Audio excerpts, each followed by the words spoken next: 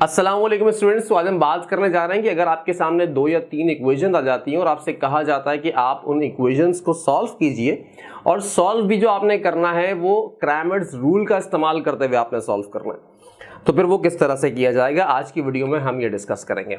अच्छा, मेरा एक क्वेश्चन यहाँ पर ये है कि किसी भी इक्वेशन को सॉल्व करने का मतलब क्या होता है। किसी इक्वेशन को सॉल्व करने का मतलब ये होता है कि उस इक्वेशन या इक्वेशंस में मौजूद जो भी वेरिएबल या वेरिएबल्स हैं आपने उनकी वैल्यूज को फाइंड आउट करना होता है। तो अगर आप उसकी वैल्यूज को फाइंड आउट करके एग्जामिनर को दे दोगे तो इसका मतलब कि आपने उन इक्वेशंस को सॉल्व कर लिया। यहां पर अगर आप मेरे क्वेश्चन में देखो तो आपके पास जो वेरिएबल्स हैं 3 इक्वेशंस हैं और तीनों इक्वेशंस के अंदर वेरिएबल क्या दिख रहे हैं आपको, एक्स वाई और जेड। इसमें भी देखो एक्स वाई और जेड, इसमें भी क्या है एक्स वाई और जेड।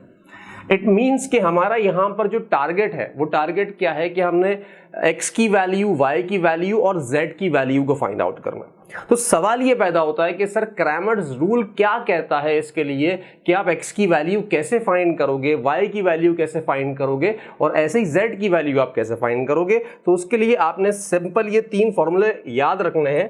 नंबर 1 कि x हम निकालेंगे कैसे भाई, dx ओवर d, और y हम फाइंड आउट करेंगे, सिंपल सा चेंज होगा किसमें, ये dx है, यहां पर क्या हो जाएगा dy ओवर d, और ऐसे ही z जो हम फाइंड आउट करेंगे तो उसके लिए क्या चाहिए हमें सर, dz ओवर d। अब सवाल यहां पर यह पैदा होता है कि सर हमें अगर x की वैल्यू फाइंड करनी है तो हमें किस चीज की जरूरत है, dx की जरूरत है। y की वैल्यू फाइंड आउट करनी है तो dy चाहिए और z की वैल्यू फाइंड आउट करनी है तो dz चाहिए। लेकिन अगर आप देखो तो इन तीनों का जो डिनोमिनेटर है वो सेम है, मतलब d। अब मैं आपको एक्सप्लेन करने जा रहा हूं कि ये d क्या है और ये dx, dy और dz क्या है। देखो बेटा, ये तमाम के तमाम डिटर्मिनेंट्स हैं आपके, ठीक है, और डिटर्मिनेंट्स आपने ऑलरेडी कैलकुलेट करना सीखा हुआ है, डिटर्मिनेंट की कैलकुलेशन आप ऑलरेडी करना जानते हो। बस यहां पर आपने ये समझना है कि क्रैमर्स रूल यहां पर क्या कह रहा है और उसी के अकॉर्डिंग आपने उन वैल्यूज का इस्तेमाल करना है। कैसे? सबसे पहला हमारा जो टारगेट होगा, हम फाइंड आउट करेंगे डी को। लेकिन सर डी को फाइंड आउट करने के लिए हमारे पास कोई मैट्रिक्स तो हो, ठीक है, उसका कोई डिटर्मिनेंट। अगर किसी भी मैट्रिक्स का डिटर्मिनेंट निकालने की बात की जाती थी अब तक तो हमारे पास वो मैट्रिक्स मौजूद होता था। लेकिन यहां पर वो मैट्रिक्स क्या होगा, तो वो मैट्रिक्स जो है बेटा आपका वो होगा आपके x के कोएफिशिएंट्स, ठीक है। अब उसके 3 कॉलम्स हैं, अभी अब 3 इक्वेशन है तो लाजमी सी बात है कॉलम्स भी क्या होंगे, 3 होंगे और रॉस भी आपकी 3 होंगी। तो आपका जो पहला कॉलम होगा वो क्या होगा, वो x के कोएफिशिएंट्स होंगे, दूसरा कॉलम होगा y के कोएफिशिएंट्स और तीसरा कॉलम होगा आपके z के कोएफिशिएंट्स, ठीक है। मैं डायरेक्ट इसको डिटर्मिनेंट की फॉर्म में लिख रहा हूं, आप चाहो तो पहले इसका मैट्रिक्स बना लो फिर उसको डिटर्मिनेंट की फॉर्म में लिख लो, दोनों तरीके बिल्कुल सही हैं। अच्छा, मैं डायरेक्टली इसलिए काम कर रहा हूं, मेरे पास जगह कम है। अच्छा जी, और डायरेक्ट आप लिख भी सकते हो एग्जाम में भी, कोई इशू नहीं है। अगर मैं डी की बात करता हूं तो डी के लिए क्या कह रहा हूं, मेरे पास जो डिटर्मिनेंट बनेगा वो क्या बनेगा बेटा, देखो x का, पहली इक्वेशन के अंदर x का कोएफिशिएंट क्या है सर, जब कोई कोएफिशिएंट नहीं होता तो उसका कोएफिशिएंट क्या होता है 1, तो हमने यहां पर 1 ले लिया। इस x का कोएफिशिएंट क्या है सर 3, तो हमने यहां पर 3 ले लिया, और इस x का कोएफिशिएंट क्या है 2, तो हमने यहां पर 2 ले लिया, ठीक है। तो यहां बात हो गई x की। अब आगे चलते हैं, सेकंड हमारे पास क्या है y। अब y के जो कोएफिशिएंट्स हैं वो लिखेंगे हम, क्या क्या है भाई, एक तो 2 है, दूसरा 4 है और तीसरा 5, तो ये सेकंड कॉलम हो गया हमारे पास, ठीक है। अच्छा, उसके बाद z हमारे पास, z के क्या है 3, 2 और 4, 3, 2 और 4। अब सिंपली हमने क्या करना है, इसका डिटर्मिनेंट फाइंड आउट कर लेंगे जो हमने सीखा था कैलकुलेट करना। जब डिटर्मिनेंट की एक वैल्यू आ जाएगी तो इसका मतलब कि हमारे पास इस d की वैल्यू फाइंड आउट हो जाएगी। डन। फिर मैं आगे चल के आपको ये बताता हूँ कि dx और dy और dz आपने कैसे कैलकुलेट करना है। अभी स्टेप बाय स्टेप चलेंगे, बात समझ में आएगी। मैं पहले फाइंड आउट करने जा रहा हूँ भाई d। अब d कैसे फाइंड आउट करते हैं, तो हमें यहाँ पर रॉ 1 से इसको एक्सपेंड करना होगा ताकि हम अपने d की वैल्यू को फाइंड आउट कर सके। तो d बराबर होगा किसके बेटा, सबसे पहले मैं यहाँ पर 1 लूंगा, उसी बात को फॉलो करना, मैं बहुत डिटेल में एक्सप्लेन करते हुए आ रहा हूँ तमाम चीज़ों को, ठीक है। तो क्या करूंगा, फर्स्ट रो फर्स्ट कॉलम हम छोड़ देंगे, क्या बचेगा हमारे पास भाई 4, 2, 5 और 4, ठीक है। फिर माइनस का 2, ठीक है। अब यहाँ पे माइनस क्यों लगाया ये आपको पता होना चाहिए। तो फर्स्ट रो और सेकंड कॉलम छोड़ दूंगा क्या बचेगा 3 2 2 3 2 2 और 4। अच्छा, उसके बाद हमारे पास तीसरा जो एलिमेंट है दैट इज 3 और ये पॉजिटिव होगा प्लस का 3। हम फर्स्ट रो और लास्ट कॉलम तीसरा कॉलम छोड़ देंगे, क्या बचेगा 3 4 2 और 5, 3 4 2 और 5। ठीक है, अब हम इसकी कैलकुलेशन कर लेंगे फर्दर, तो हमारे पास d की वैल्यू कैलकुलेट हो जाएगी। यहाँ बाहर 1 है हमारे पास, 4 4 जा 16 माइनस 2 5 जा 10, उसके बाद यहाँ माइनस का 2, यहाँ क्या होगा बेटा 3 4 जा 12 माइनस 2 2 जा 4, और यहाँ पर क्या होगा बेटा प्लस 3 और 2 इंटू 5 क्या होगा, सॉरी 3 इंटू 5 क्या होगा 15 और माइनस 4 2 जा 8। फर्दर इसको सॉल्व कर लेते हैं, सिंप्लीफाइड फॉर्म में ले आते हैं। तो यहाँ बाहर 1 है, 16 माइनस 10 क्या होने वाला है 6, और 6 को 1 से मल्टीप्लाई करूंगा 6 आ जाएगा। फिर यहाँ बाहर क्या है माइनस 12 माइनस 4 करूंगा तो क्या आएगा भाई मेरे पास 8, और 8 को 2 से मल्टीप्लाई करेंगे तो ये आएगा माइनस का 16, क्योंकि माइनस है बाहर ना, मल्टीप्लाई होकर वो माइनस का 16 हो जाएगा। बेसिक कैलकुलेशन तो आती होगी। 15 माइनस 8 करूंगा तो 7 आएगा, 7 3 जा 21 और प्लस का 21। अच्छा जी, अच्छा अब मैं इसको माइनस कर लेता हूँ पहले। 21 माइनस 16 ये आएगा भाई आपके पास 5 और 5, लेकिन वो 5 प्लस का होगा, हाँ 5 प्लस का, और 5 प्लस 6 11। तो मेरे पास यहाँ पर d की जो वैल्यू आ गई वो क्या आ गई बेटा 11 आ गई। तो हमने हमारा जो पहला टारगेट था वो था d को फाइंड आउट करना। हम जब d फाइंड आउट कर लेंगे तो इसके बाद जो हमारा अगला मरहला होगा वो हमने इन 3 चीज़ों को फाइंड आउट करना है, dx, dy और dz फाइंड आउट करना है। तो अब मैं यहीं पे बारी बारी dx, dy और dz कैलकुलेट करूंगा, साथ साथ उसके कॉन्सेप्ट्स को भी आपको बताऊंगा। फिलहाल आप अभी इसको अपने पास कॉपी कर लें और ये d की वैल्यू आपने याद रखनी है। तो मैं यहाँ नीचे लिख भी देता हूँ कि हमने d जो फाइंड आउट किया है वो d कितना फाइंड आउट हुआ है हमारे पास 11। ठीक है, इसका इस्तेमाल हमने करना है बाद में x, y और z की वैल्यू को कैलकुलेट करने के लिए। ठीक है, मैं ये रब कर रहा हूँ, उसके बाद फिर मैं आपको बारी बारी तीनों कैलकुलेट करवाता हूँ। चलिए बेटा, अब मैं आपको dx कैलकुलेट करवाने जा रहा हूँ। ठीक है, अब मैंने क्या किया, वही मेरे पास डिटर्मिनेंट है, चेंज नहीं कर रहा, एक छोटा सा चेंज आएगा बस इसके अंदर।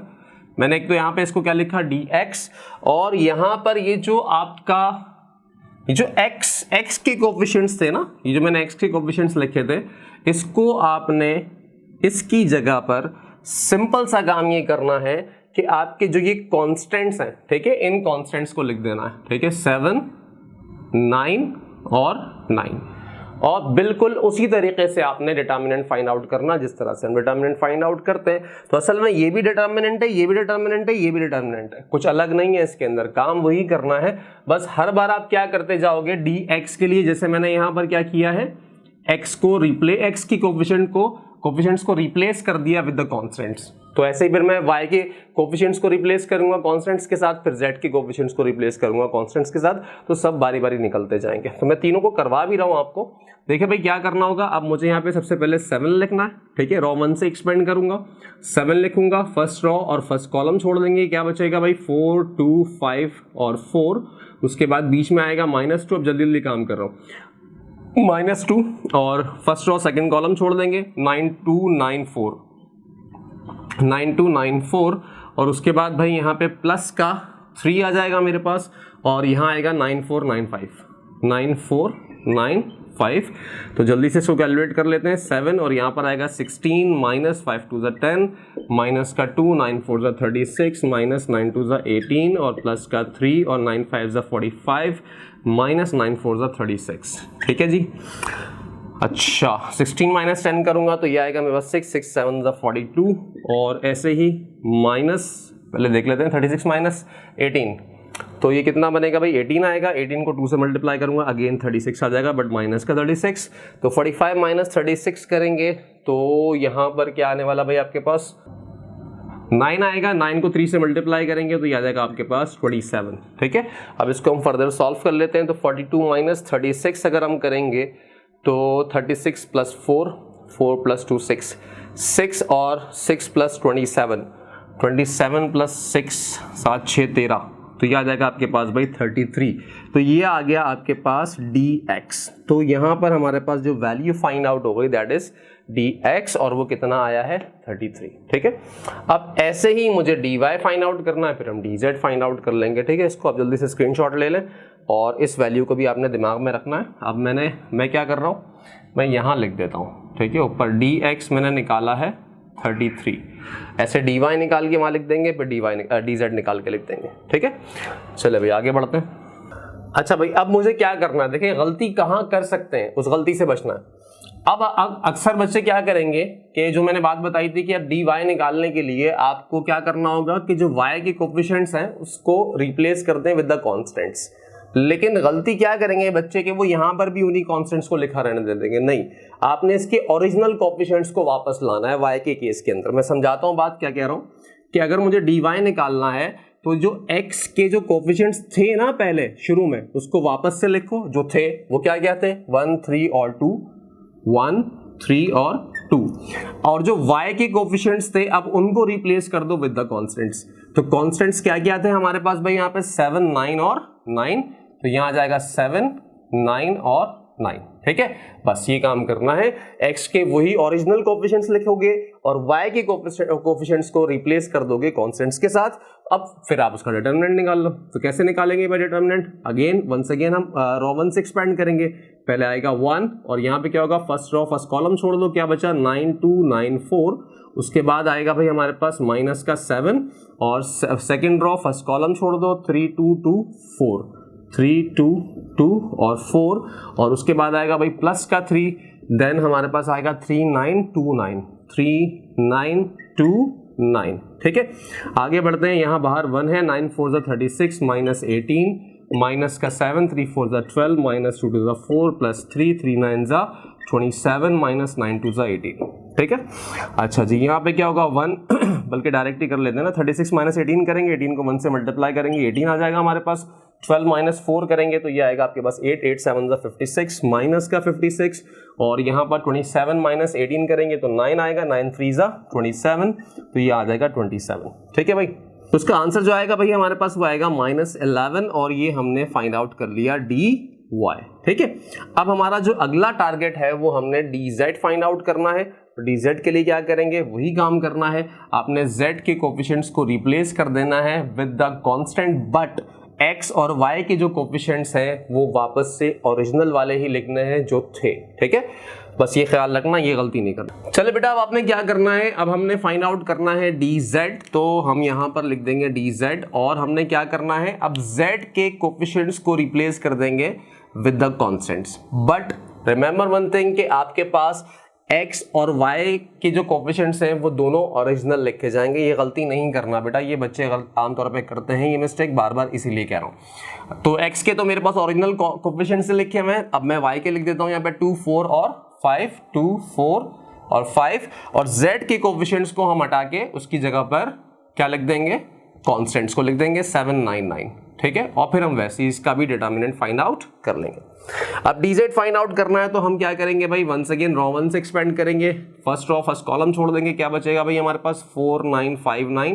ठीक है, सॉरी, ठीक है, अच्छा जी, उसके बाद क्या होगा भाई, माइनस का 2 लिखेंगे और फिर फर्स्ट रो सेकंड कॉलम छोड़ेंगे, 3 9 2 9, 3 9 2 9, और उसके बाद प्लस का 7 प्लस 7 और 3 4 2 5, 3 4 2 5।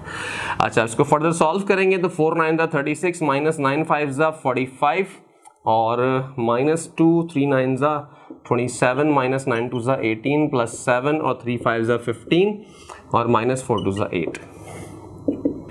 अच्छा जी, क्या होगा 36 माइनस 45, तो इसका आंसर अब माइनस में आएगा आपके पास, और क्या आएगा भाई माइनस का 9 और 1 से मल्टीप्लाई होगा तो माइनस 9, और 27 माइनस 18 करेंगे तो ये आएगा भाई आपके पास प्लस का 9, और 9 को 2 से मल्टीप्लाई करो बट माइनस का 18। तो यहाँ पर क्या होगा, 15 माइनस 8 करोगे 7 7 7 जा 49, और ये प्लस का 49। अच्छा जी, माइनस 9 और माइनस 18 ये हो जाएगा माइनस 27 और प्लस 49, माइनस 27 सॉरी -27 + 49। तो इसका आंसर जो आएगा हमारे पास वो आएगा भाई 22 और ये आ गया हमारे पास dz। तो हमने तीनों चीजें फाइंड आउट कर ली, dx भी फाइंड आउट कर लिया, dy भी फाइंड आउट कर लिया और dz भी फाइंड आउट कर लिया और d भी हम निकाल चुके थे पहले और वो क्या था हमारे पास 11। ठीक है, अब तीनों की वैल्यूज हम निकाल सकते हैं बआसानी। कैसे भाई? अब काम आपका बहुत सिंपल है। क्या करना है, x के लिए dx को d से डिवाइड करेंगे तो x कैसे निकलेगा, dx कितना है हमारे पास 33 और 33 को हम डिवाइड करेंगे d से, मतलब 11 से, तो 11 1 11, 11 3 33, तो x की वैल्यू क्या आ गई हमारे पास 3 आ गई। और y के लिए क्या काम करूंगा भाई मैं, y dy और ऊपर -11 डिवाइड बाय 11, जवाब आएगा भाई -1। और ऐसे ही z की बात करें तो z किसके बराबर है भाई, dz ओवर d, तो dz कितना है 22 और 22 को डिवाइड करूंगा 11 से, तो इसका आंसर आ गया 2। ठीक है, तो x निकला 3, y निकला -1 और z निकला 2। तो फाइनली आपने यहाँ पर इन तीन वेरिएबल्स की वैल्यू को ही फाइंड आउट करना था और वो तीनों ही वैल्यूज हम यहाँ फाइंड आउट कर चुके हैं। ठीक है, तो ये था हमारा क्रैमर्स रूल और मैंने आपको 3/3 से समझा दिया है। तो जब 3/3 आपने कर लिया तो 2/2 तो बिल्कुल भी आपके लिए प्रॉब्लम क्रिएटिंग नहीं होगा, वो बहुत ही सिंपल है। 2/2 में तो हमारे लिए डिटर्मिनेंट्स निकालना बहुत आसान होता है। सही, तो ऑलमोस्ट हमारा ये चैप्टर यहाँ पर हो जाता है कंप्लीट। ठीक है, बट इसके कुछ क्वेश्चंस, कुछ प्रॉब्लम्स मैं आपको ज़रूर करवाऊंगा और जो भी प्रॉब्लम्स आप फेस कर रहे होगे प्रैक्टिस के दौरान वो भी आप मुझे बताएंगे, तो उसको भी इंशाल्लाह मैं डिस्कस करूंगा। मिलते हैं बेटा नेक्स्ट वीडियो में। अल्लाह हाफिज़।